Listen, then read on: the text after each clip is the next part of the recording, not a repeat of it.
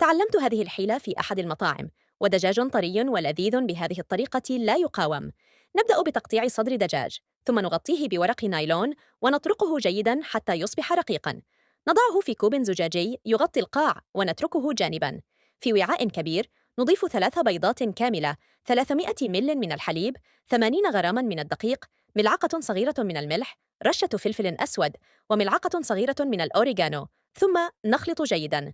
نضيف 250 غراما من جبن الشيدر المبشور، حبة كوسة إيطالية مبشورة، وفلفل أحمر مفروم، ونخلط مرة أخرى.